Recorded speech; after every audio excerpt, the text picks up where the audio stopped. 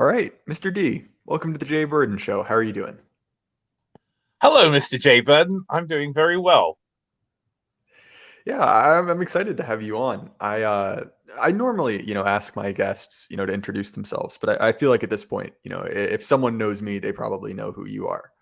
But I'm curious because I generally like to ask this to all my guests, but how did you end up on the niche right wing internet? Well, so I mean, if people don't know who I am, they're very lucky.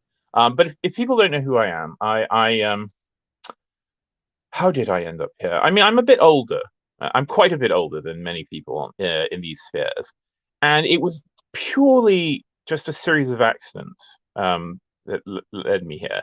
I mean, I don't. I was on the nascent internet and the very beginnings of the web long ago in the 90s, in the early 2000s. And then I sort of gave it up for various reasons. I was focusing on, sort of dealing with my own life and my career. And I went through a period where I just thought it was leading, sort of leading me in the wrong directions. I just wasn't happy with sort of online life. So I gave it up for a very long time. And then I came back because of video games, which of course is weirdly how many people got into these spheres. Um, so I made an anon account for myself, and I had some friends, both like IRL friends, and then kind of a small online group of friends, and basically I came online to interact and talk about and occasionally play certain video games. And I didn't watch, kind of political content. I really tried to stay away from it because I've been unlike a lot of, I think a lot of people sort of find themselves on the right. Many people go through a kind of lefty phase when they're young, and then they kind of come to terms with their their kind of emerging right wing identity. But I never had that. I mean, I've always been a sort of conservative, reactionary type. I certainly had cringe forays into libertarianism, purely as a I think a desperate means of trying to find some sort of way of having a settlement with the kind of left and the sort of direction that society was going. But it was impossible, of course. I mean, there is no settlement, which I came to find out. So I've always been a kind of right winger, and unfortunately, when you move in the circles that I do, professionally and socially to some extent, in the arts, and I've lived in various metropolitan, uh, cities. I've lived in London. I've lived in New York for quite a period in the late 90s, early 2000s, and so I was used to kind of keeping quiet, as I think most people who are of a of a significantly right wing bent, uh, or kind of reactionary bent. You learn to kind of keep things to yourself because you can't function otherwise. I mean, people freak out. And so, of course, even when I kind of made this like little anon, you know, account to, to interact with video game people, I really stayed away from politics because, it's impossible. I mean, of course, uh, it's impossible to kind of show your true colors in a mixed group like that. And then at some point, uh, I again, it's weird that I strangely have a similar way into this sphere, but I think I watched like someone someone else sent me a Sargon video. It was like 2014 maybe. Um, and so I watched Sargon occasionally. And then just to cut a long story short, in about 2017, Sargon did a stream called Dictator to Top Trumps. and it This is featured. actually mildly amusing. I watched that stream live. It was the first thing I ever Wow. saw AA do. And I was 16 at the time. And I saw that and was like, well, this is 60. awful. I'm never watching this guy again. Lol. Which is just mildly amusing. But anyway, carry on. Yeah, it's so weird. I mean, well, the funny thing, of course, is that I thought I found Sargon mildly annoying because, again, he was, he at that time he was an atheist. He still may be, I don't know. And he had quite, the liberal, remember the liberalists and all that. I mean, he was staunchly attached to Enlightenment liberalism, and which, I was certainly wary of. But he did this Top Trump stream, and with the Britisher of late and blessed memory, and Academic Agent. And so, of course, I didn't know anything about these people. I didn't know Academic Agent, really. I thought Academic Agent was like a 55-year-old white academic, because that's what he sounds like. And so I was like, okay, well, this whole curmudgeon sounds, he's sort of vaguely interesting. And I think over time I sort of viewed his videos. I remember looking at some other things, and then through a series of incidents that I don't really recall, I ended up. I had just gotten into Discord again to kind of chat with video game people that I knew, and somehow there was like a call that said, open signups for the Deep Law, which I knew a bit about because again I'd watched some episodes of UO. I interacted with AA's Sphere, and I'd even interacted with him a bit on Twitter. Actually, the first I think our first conversation was about a musician called Klaus Nomi, who was a kind of new wave countertenor who sang like Henry Purcell and also did like synthwave. I mean, this is the early 80s, and he also performed as a backing vocalist for David Bowie. And so I think that was my first kind of conversation with AA. But I went into the Discord and I got let in. And in fact, I remember AA said, Green River let John Dee in because, he knows about Bowie and Klaus Nomi.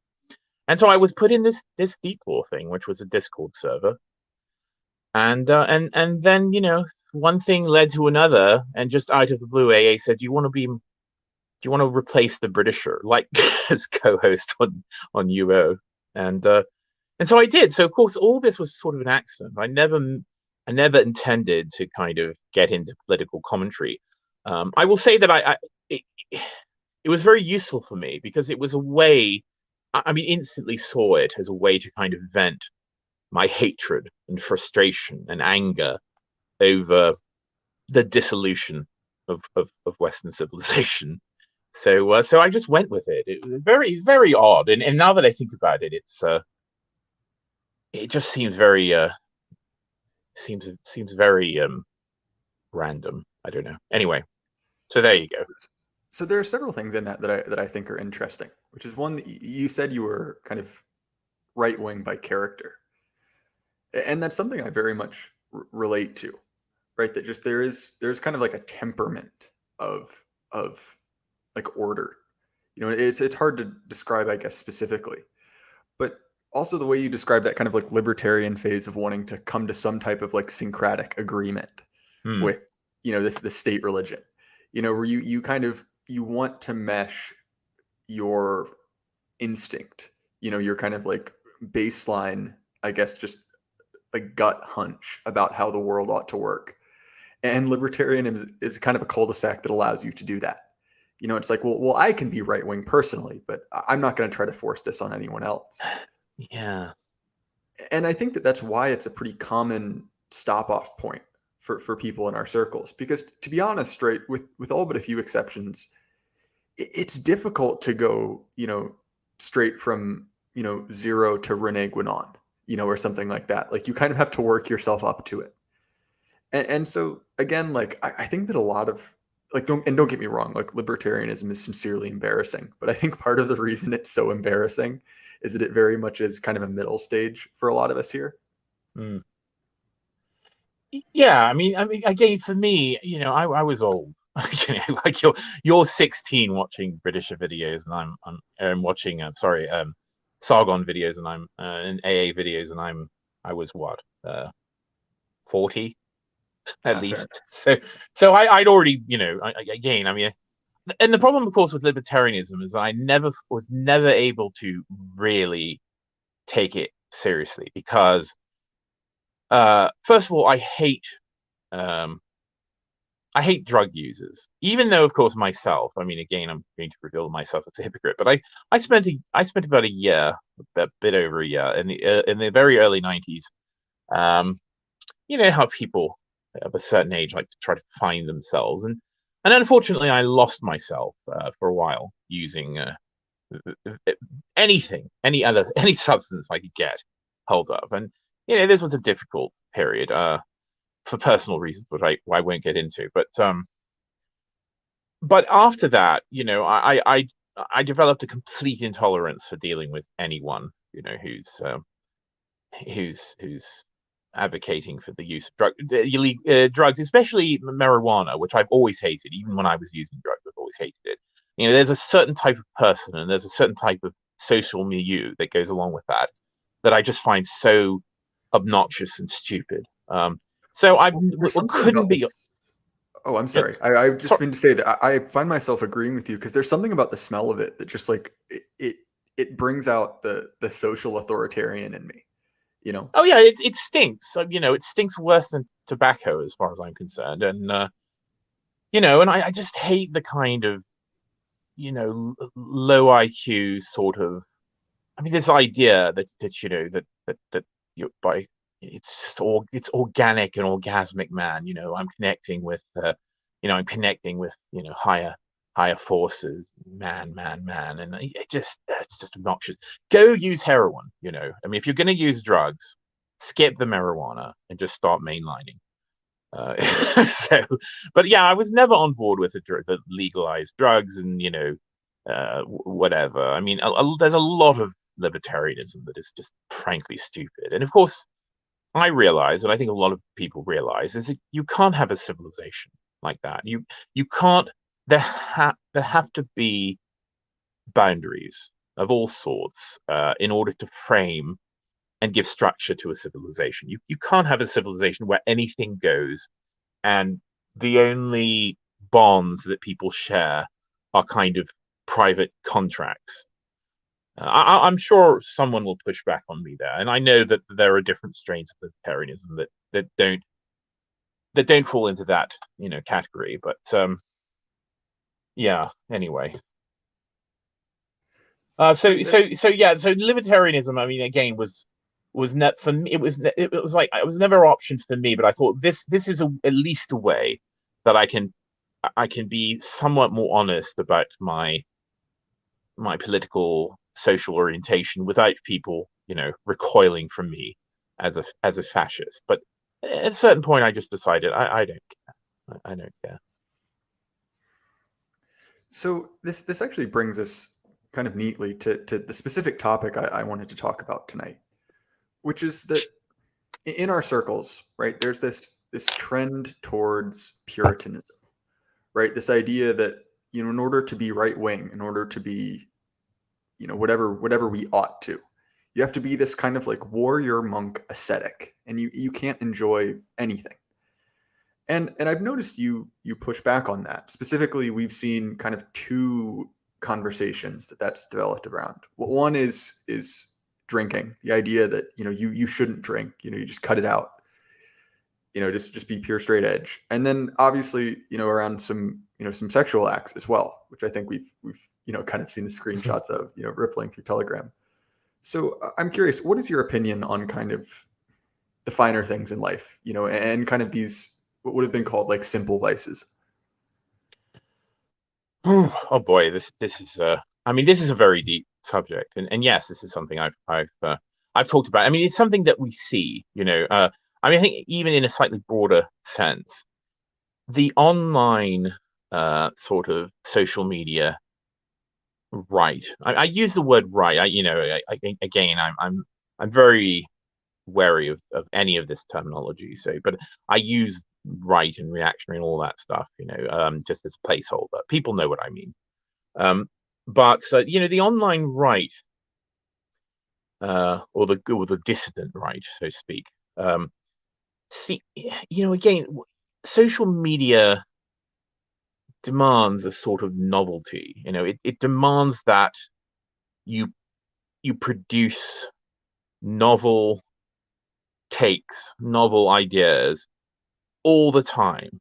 I mean, it's again, it's the news cycle, it's the entertainment cycle. That there can never be a kind of settling on, a strong personal or political framework, because of course we've all got to keep it fresh, because we're not, we're looking for likes, we're looking for followers, we're looking for clicks. I mean, it's the same, of course you see this all over the place. I mean, notably you see this in the dying mainstream media, who of course have settled, or at least for a while settled on the hate clip model.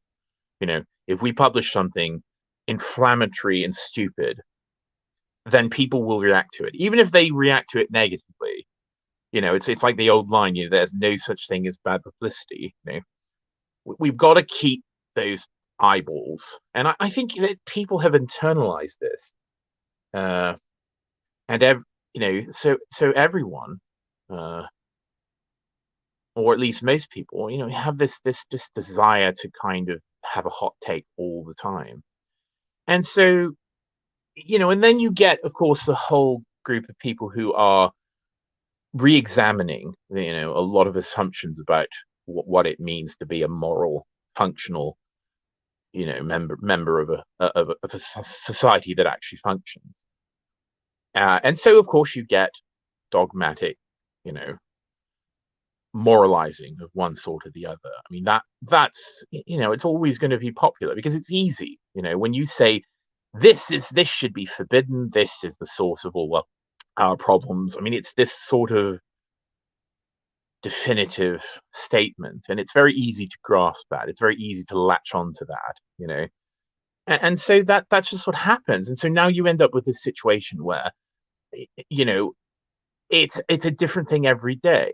And it goes beyond kind of moral questions. It's like, the entire problem with modern man is seed oils. Seed oils have caused all the problems of modernity, from obesity to collapsing IQ and all of these other things. It's seed oils. You've got to get rid of. Oh no, it's not seed oils. No, it's carbohydrates. You shouldn't eat carbohydrates. So you've got to get rid of all those. No, it's vitamin supplements. No, it's salt. No, it's hand jobs in the car park. No, it's what I mean. It's this never-ending revolving mill of Well, and kind I of. hate to say it, this might be quite controversial in these spheres, but you see the same thing happen, with a certain, Middle Eastern country. And again, all of these things can be the cause of problems. But at a certain point, it almost serves as a way to kind of dodge responsibility, for how your own life is.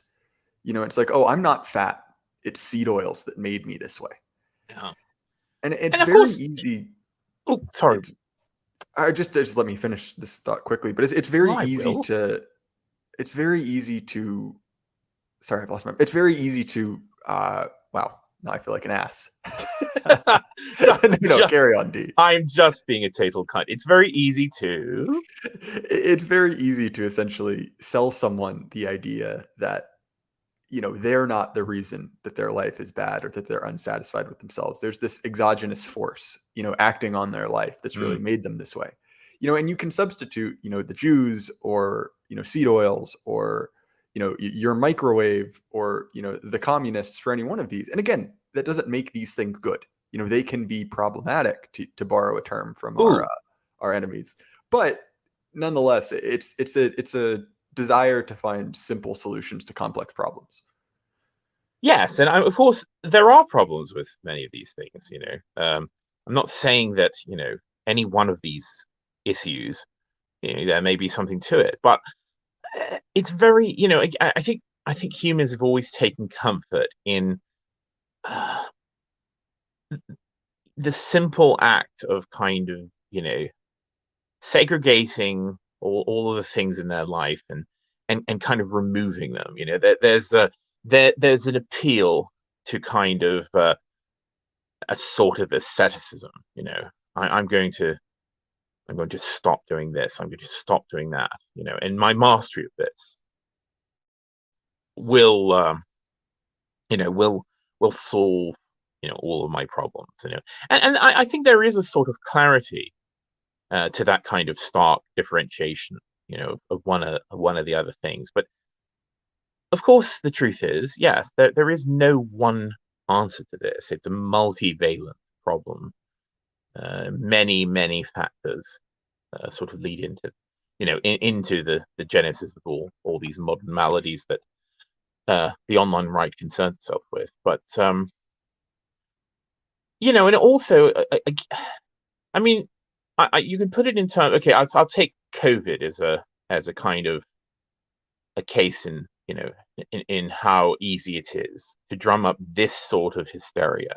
Okay, you get various regimes, depending upon where you live, who say, first of all, it's masking.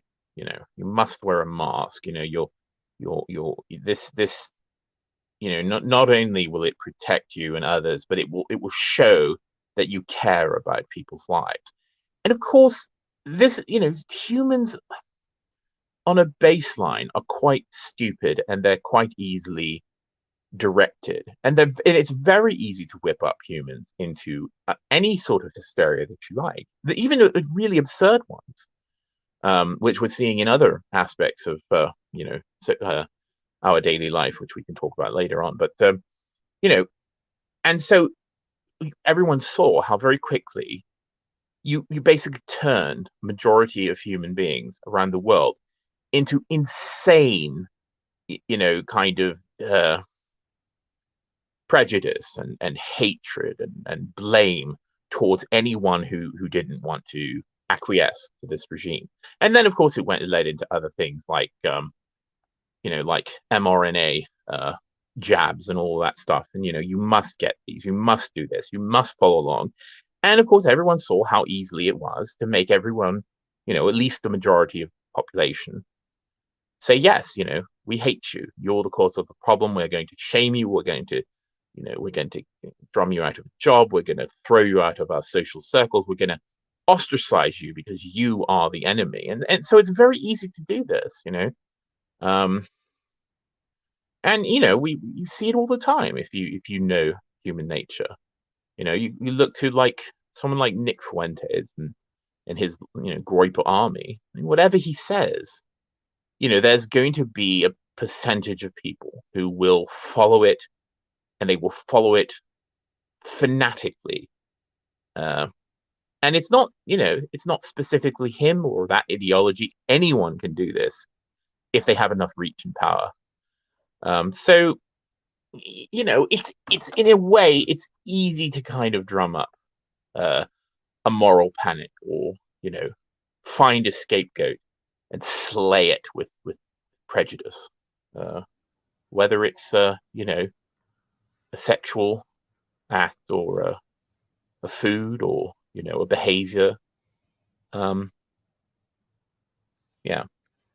Well, there's also something to be said for the fact that it's kind of many of these, more specific activities are kind of safe targets, and this is the point. And look, I'm by no means, pro porn, but the people who are extremely anti porn, and BAP does talk about this, basically it is kind of a safe target. It's like a safe kind of pressure release valve Yeah. for these feelings of like anger about like changing sexual mores and kind of like the changing sexual culture. And you see it in how many of these critiques are couched. That in an odd way they've kind of, and this is very much a conservative, I guess, conservative like, classic of kind of assuming your enemy's premises from 25 years ago. So for instance, right, like if you look at a lot of the language around ending pornography, right, it's couched in the language of yesterday's feminism. Oh, this is degrading to women. Yeah. Oh, Yeah. this is decreasing their ability to choose. This is making men worse partners for women. And don't get me wrong, all of those are true. But you've already accepted, this core premise of the ideology you claim to hate, you claim to fight with all your might. And all you've done, and this is very much the kind of ratchet effect that, a multitude of thinkers in our spheres have talked about. But to me, it's like you're fighting a safe target, so to speak, with the tools your enemy has provided you. And again, that doesn't mean that target doesn't need to be attacked. That doesn't mean that target is good. But I think it warrants a little bit more examination than just this kind of like knee-jerk reaction of like, yes, it's bad. For whatever reason, it's bad. Yeah, but again, this goes back to the idea that people need it. They want attention. And it gets attention if you posit any extreme position. You're going to get people, especially of course because most people take the Pareto distribution. There's going to be probably about 80% of society who are just barely functioning. These are people who don't have any sort of self-reflection, who don't have any sort of curiosity, sort of intellectual curiosity. They don't have any kind of calling.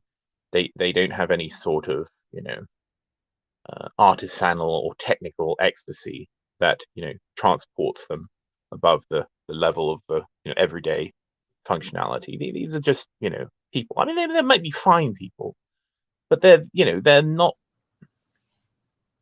I mean, again, these are the people. This is the kind of majority of humanity that's easily led.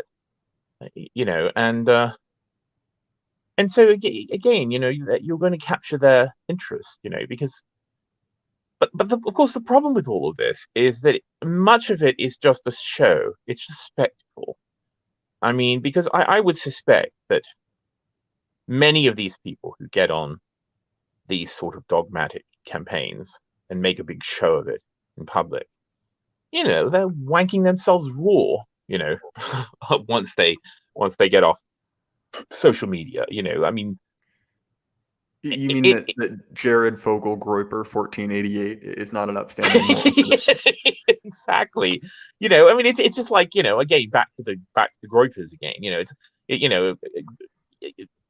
Typing Christ is King in all caps.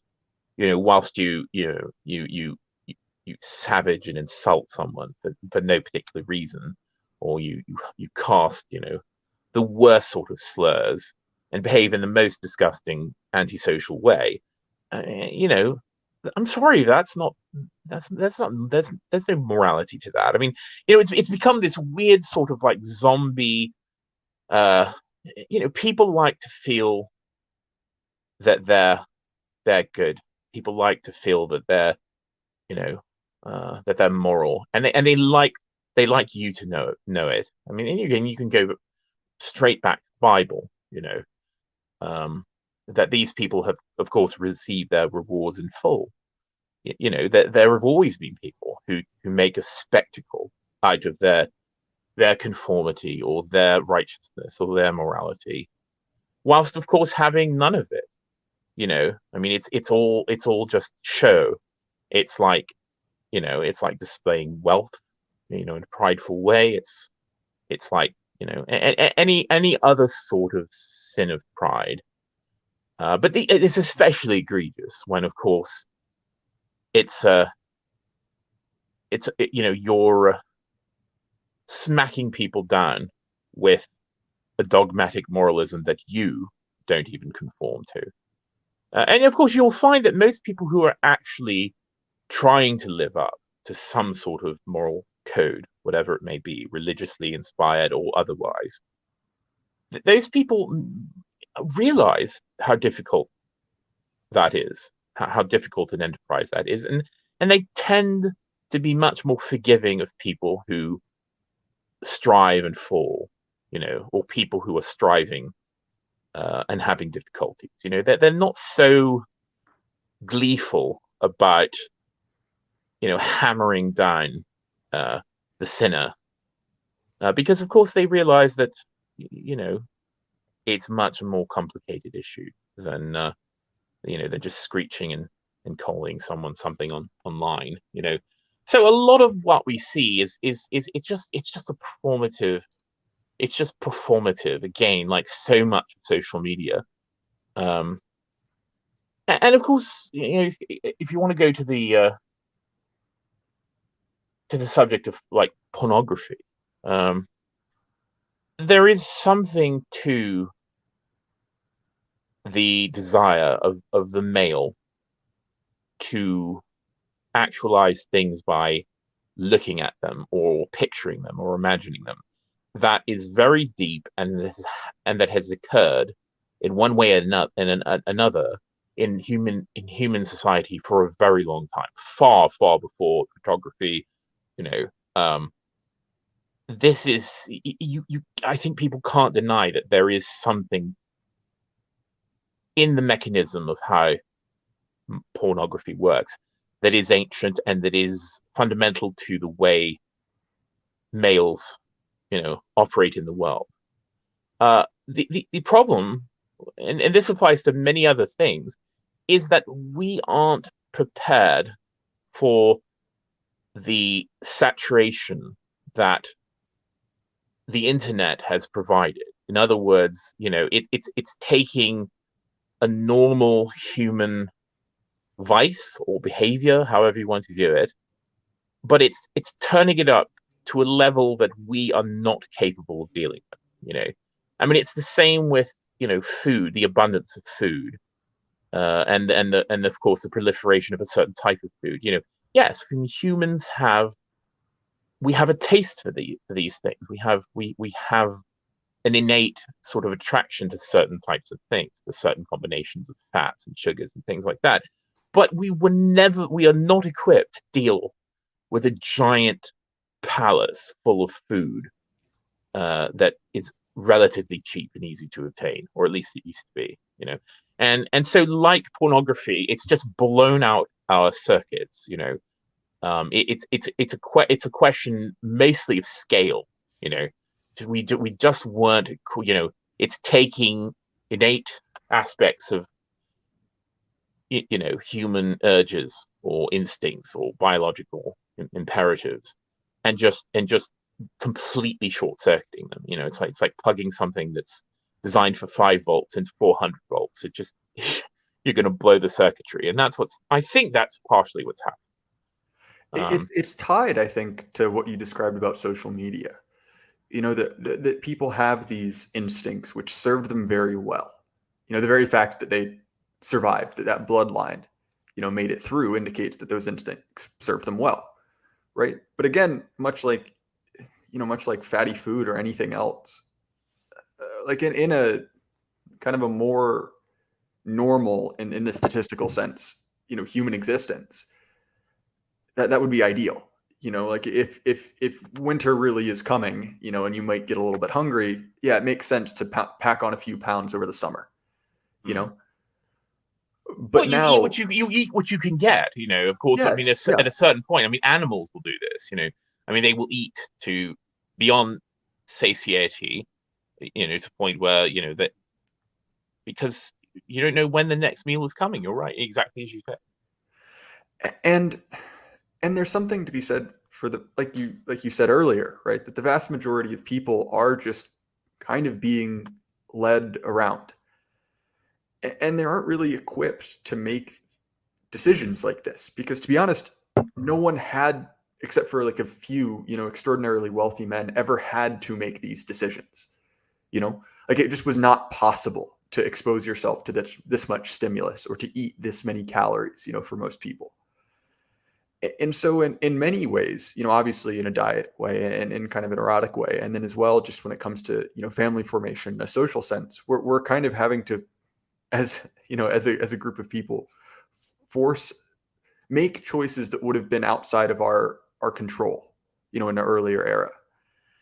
And to me, at least, like when I think of the reason I hate the people in charge, because let's be honest, most of the people here are autists, right? Are kind of like, on one side of the bell curve, are more interested in politics than the average person. So I think we lose track of the fact that the vast majority of people are neither inclined nor equipped to deal with politics like we are forced to now. And in a real way, like foisting that upon normal people is a grave injustice.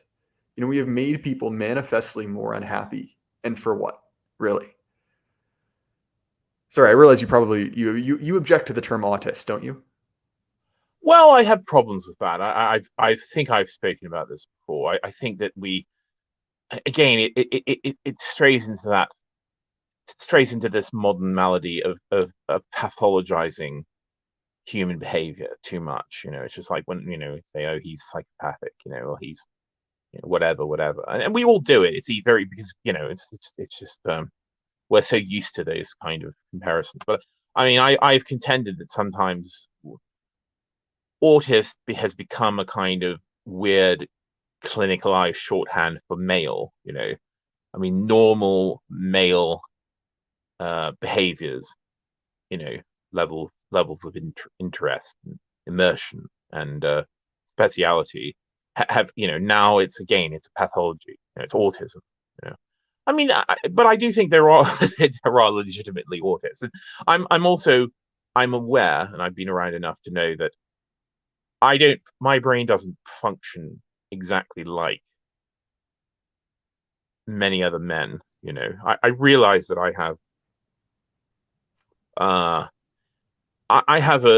I become immersed in things in a way that many people don't, and so I think that yes, it's legitimate to use that term, but I think it's just occasionally overused. But again, we develop this shorthand, and it's fine. I make autist jokes all the time. So. It's interesting you bring up this kind of, I guess, this kind of pathologization of normal human behavior. And I think that it's something that I've noticed very much as someone who kind of recently graduated from university, right? The university is kind of it's kind of like the court of the therapeutic regime, because it's really run by these just kind of like absolutely awful, just miserable NPR women. And again, they're kind of trapped. They've painted themselves into a corner, with certain decisions that were made by kind of a previous generation, which is to one, bring women into higher education, which was a horrible mistake. Indeed. And two, to kind of go full steam ahead, with promoting the sexual revolution on campus. And the problem is, all right, well, that was a solution. It might not have been an optimal one, but when you combine that with this kind of like creeping, like safetyism, of needing to, manage everything and make everything, like safe and perfect, quote unquote, it's produced these just absolutely broken people, who are simultaneously, encouraged to sleep with whoever they want, and also are given a whole series of like diagnoses to explain, why they might not be enjoying it as much as they thought they would. And so when you see something like, what is it now? It's like, 30-some% of Gen Z, it identifies as a sexual minority, or something like that. And to me, at least, it's like, okay, obviously there is a certain percentage of people who will, fall into that category, but I don't know if I believe a third.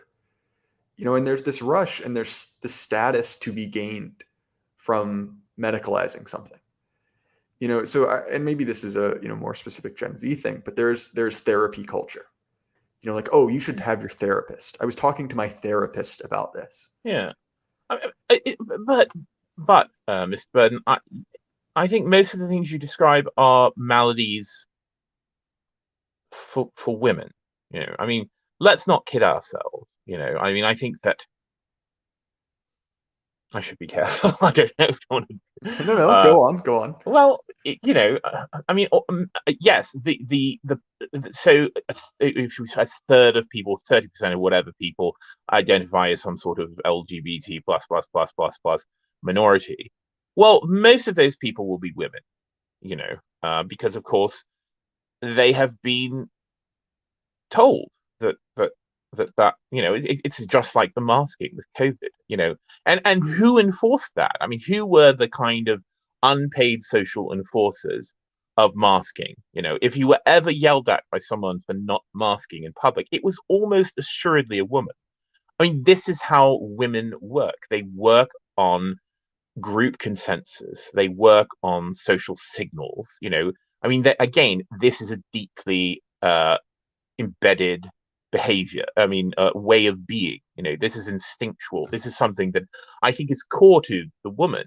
I mean, this is why, of course, I went on a big thing about saying, well, you can't identify one thing that has caused all our problems. Well, I will. And that is the integration of women into every aspect of society was a complete disaster. Now, whether that was intentional or not, I don't know. Certainly, people, that there are many people who are clever enough to understand that if you can capture this huge demographic swathe of females, that you can use them as a weapon. You can dismantle a society using women. You can force social behaviors using women. You can force the acceptance of mental illness,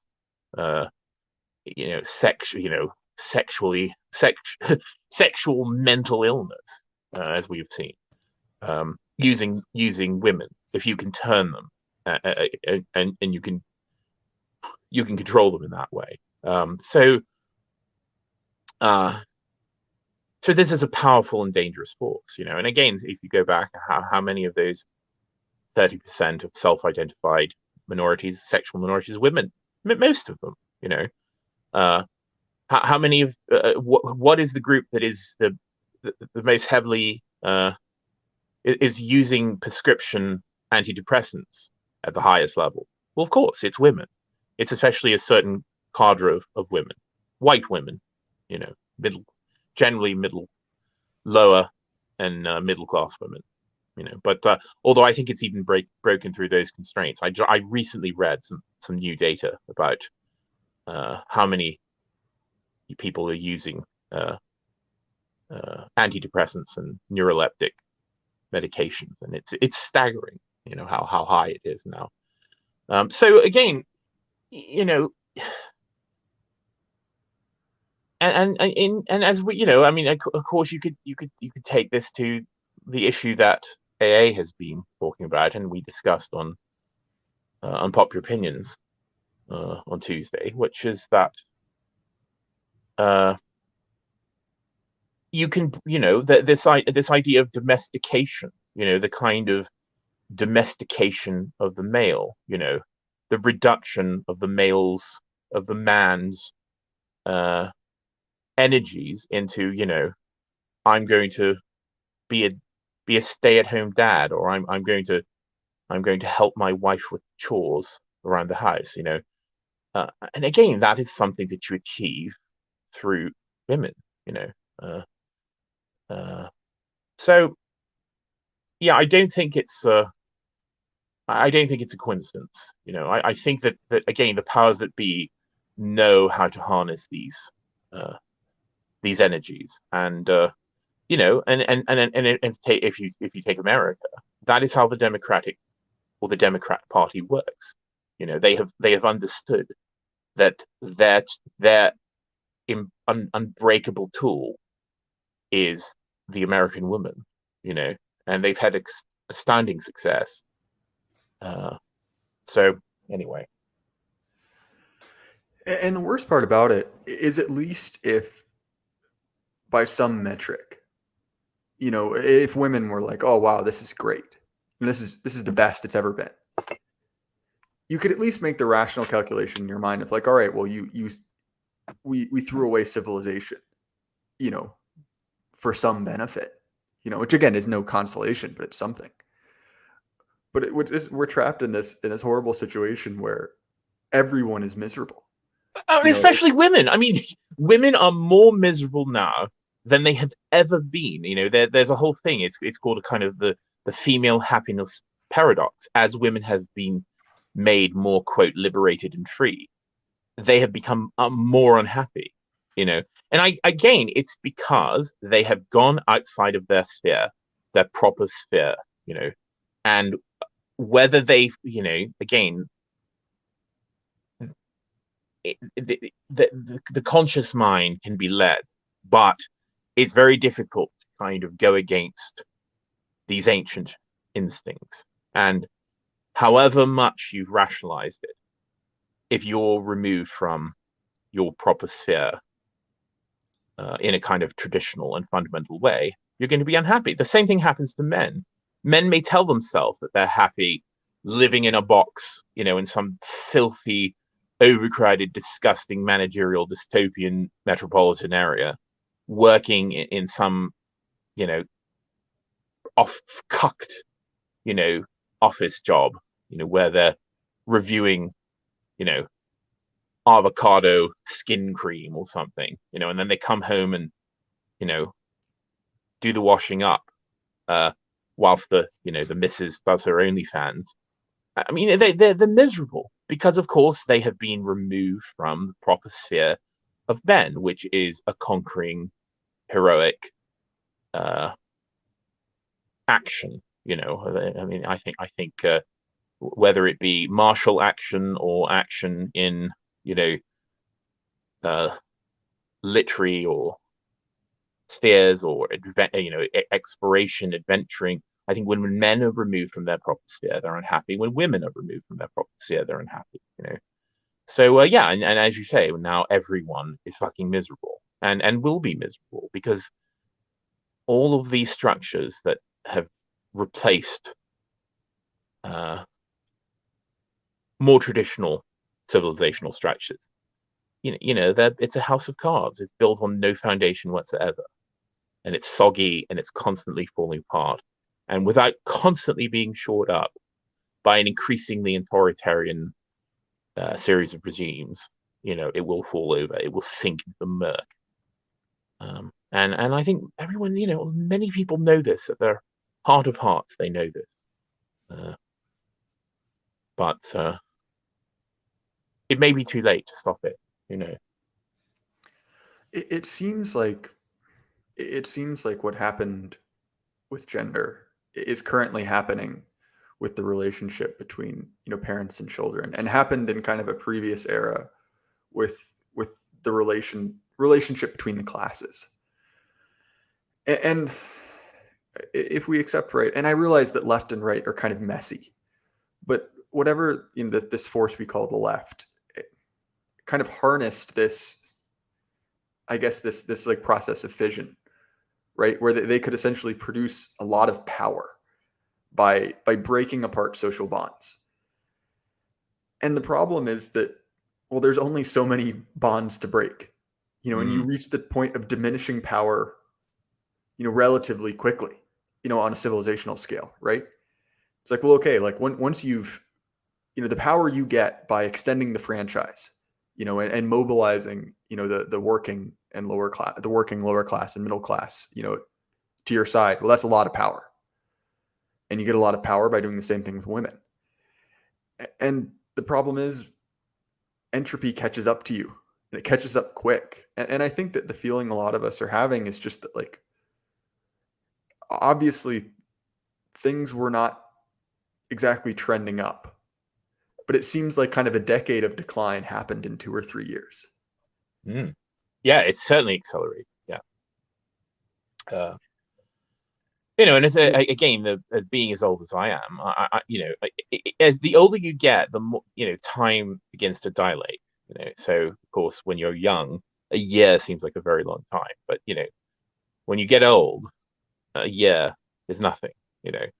And so I can, of course, look with quite quite good clarity over periods of time. I mean, 2010, not that long ago for me.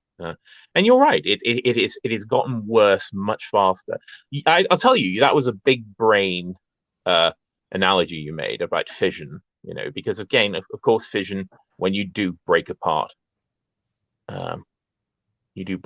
atoms, then you do get these huge releases of energy. But what do you have left? Well, of course, you have extraordinarily dangerous waste left over that isn't good for anything. It's no longer capable of producing any significant amount of energy after that breaking apart. And you just, of course, if you keep doing it, you'll keep building up and building up and building up this waste, and there's nothing. It won't go away. You can't wash it down the plug hole. It's always going to be there. Radiating. Breaking things down that it bombards. So, and that, of course, is what's happening to society. And at a certain point, of course, you end up with so much toxic waste that living things can't function. In that situation, you're not going to get any energy out of that system. And of course, we're going to reach that point. That, and the other thing, of course, that happens. Talking about drugs and heroin earlier, but the problem with heroin is that it's not a stable system.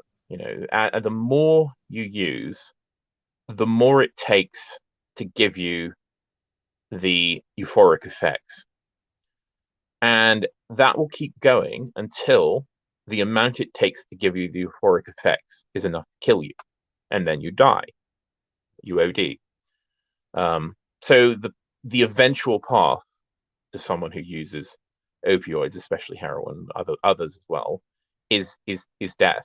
It takes more and more extreme things to get that reaction, and we see that as well in society. I mean, if you take the issue of pornography, pornography, just like recreational sex, very quickly, I think people grow bored of it, and so then they have to increase their circle of what stimulates them, and so it starts to require more and more extreme things to get them going. And then some of those people, it will start to kind of branch out into kind of polymorphous perversity, where they start having to sexualize things that aren't properly sexual. That they start developing weird fetishes, more and more extreme fetishes, and again, it takes more and more extreme things to excite them. In a social context, this happens as well. Then people are no longer content with watching, going to a sports game, whatever, or the normal sorts of recreation. So they start having to seek out more and more extreme thrills. Social media does this as well. I mean, this is sort of feeds into what I said earlier.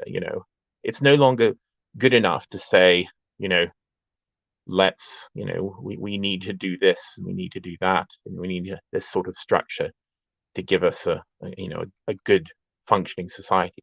No, we must burn the fucking heretics. We must root out everyone, who was secretly drinking glasses of seed oil, and we must burn them at the stake.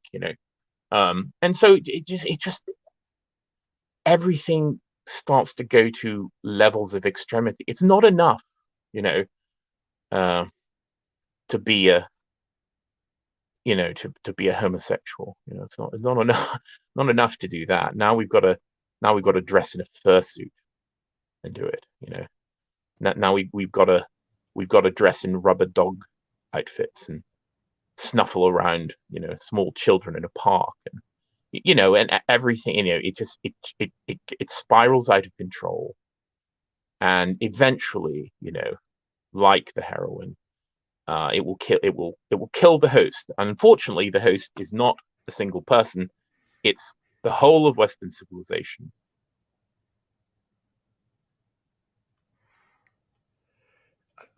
I it very much is. It's like that, that famous. I think it's Yeats, right? William Butler Yeats. That the center cannot hold. Yes, slouching towards Bethlehem. What? Oh, you put me on the spot. I don't remember either. I was hoping you would bail me out. Yeah, yeah. God, I've got to start at the beginning. So, But nonetheless, anyway, right? nonetheless, I think that if there's consolation to be found, right? And I think there is. Look, because I'm not a pure nihilist. It's that this idea, that is, very very Christian, right? That there is kind of an end. The entropy is not, the end. There will be kind of a ultimate regeneration. And to me, at least, I understand being completely and totally black-pilled from either like an atheist or a pagan perspective. But there's at least something to be said that like Western civilization isn't all there is. It is without a doubt, the best civilization that's ever been. It's created, wonderful things, but is it? I'm not so sure anymore. well, it Again, was, I've spiraled into into the Black Knight, yeah, and I don't even know, because of course, was this always the destiny of Western civilization? I of course, in my in the fine light of day, I say no, this wasn't. It was hijacked. It was taken. It was taken. It was derailed. But I don't know. Maybe it was. I mean, yeah. Anyway, sorry yeah. No, no, not at all. I mean, I've had similar thoughts and I think this is when you kind of follow that line back of, all right, like I've made the jump. I've rejected egalitarianism. I've rejected liberalism. You start to kind of pull at that thread and pull at that thread, and you really wonder, like, well, where did this start? Like, where did the rot start? And I guess maybe falling apart was inevitable, just in the sense that everything falls Well, apart. But yeah, I think, yeah, it didn't have exactly. to happen like Yeah. this. I mean, you use the word entropy. Of course. I mean, there is one theory about, a materialist scientific theory about the end of the universe, which is of course called the heat death of the universe. Is that eventually, at sometime in the far far distant future, uh, everything, again, this is of course predicated on the idea that the universe expands, that there's this constant expansion, and that eventually everything will be so far away and everything will be so diverse and dispersed, that there won't be enough energy for anything to happen anymore. I mean, everything, all of the stars will have gone through their entire cycles and gone out, and eventually there's just matter will just be so dispersed and so sort of alone in a sphere that doesn't allow it to interact with any other matter, that there will be just no more energy in the universe, and of course that will be the end. That the ultimate fate, of life is is the cold, the long cold dark. And I think in a smaller sense, we know. I mean, this thing, civilizations fall apart. They do, all of them. Every civilization ever has gone through these cycles. So I don't know. In a sense, of course, I think the best thing for most people to do is to narrow their focus. You know, it is not there is nothing most of us can do about the world. You know, the stupid 20th century concept of thinking globally. Think globally. Think about the world. We are the world. You know, no, we're not. We're not the world. You know, we're far too small, most of us, most of humanity. There's nothing you can do to affect, quote, the world. But you can affect your life. You can affect what you do. You can affect your family. You can affect your children, your relatives, your community, the things that you have physical interaction with in your life. That that is the world. That is your world, you know. And I know, again, we have been trained to say, oh, that's too small. You know, I want to be a big fish in a big pond. Well, you're not, you know. I mean, Twitter may make people think they are. Look how many followers I've got. But in the end, you know, I mean, yes, in a minor way that is true and it does work and you can exert some influence. But, you know, your world is the one that you can strike with your body, you know, and your actions. So think about that, you know. People wouldn't be so maybe depressed or black-pilled if they just stopped thinking about things that they can't affect change. And of course, this goes back to the issue of hierarchy and elitism. You know, I'm a firm believer in it. You know, I mean, this is why, you know, for me, these moral questions are just a question about who you're talking to.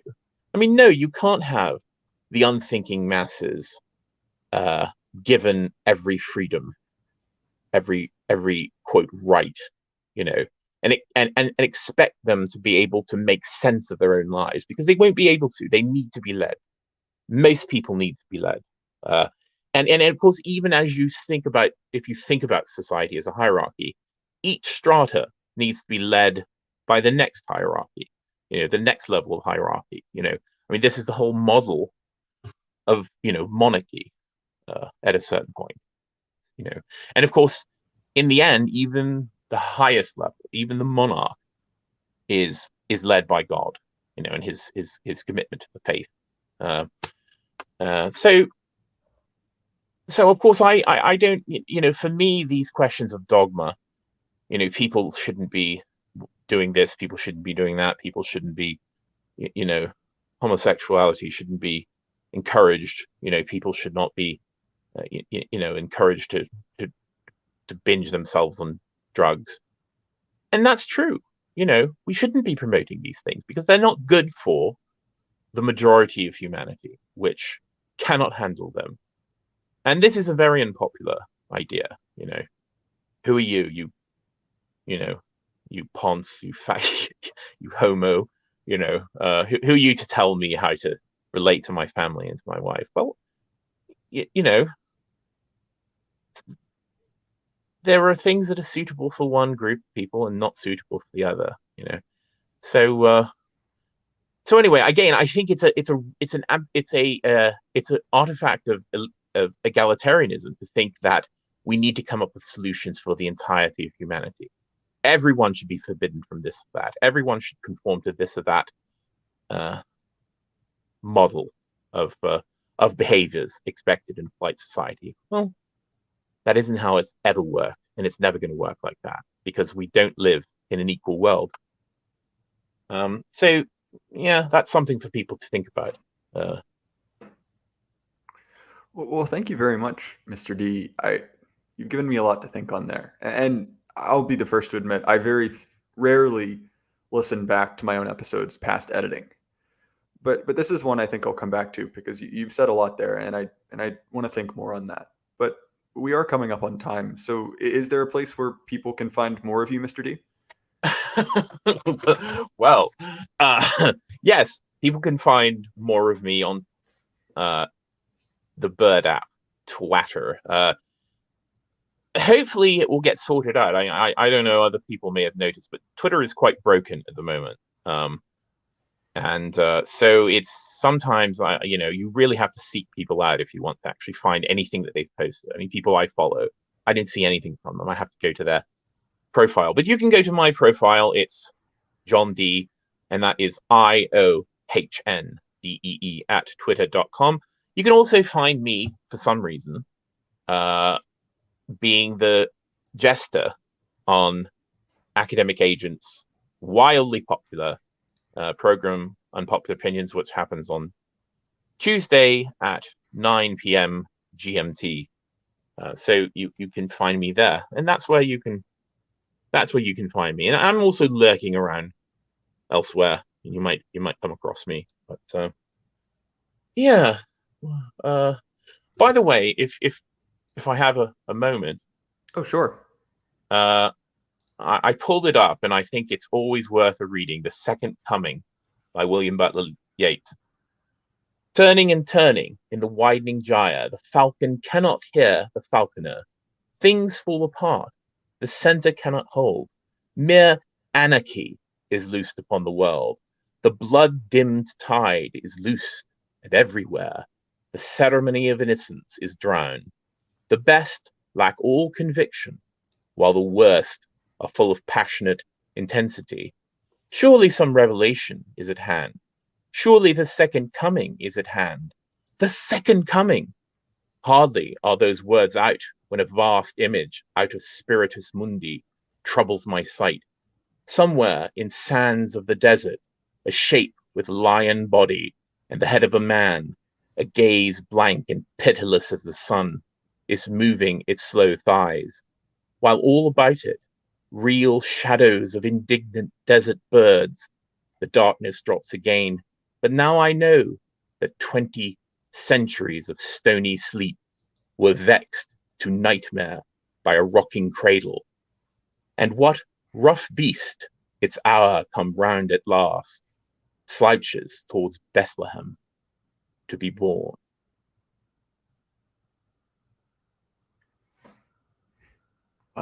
Well, I don't know if there's much I can add to that.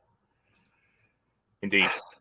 I feel gross reading out super chats after that. No, read them. Super chats. We need them.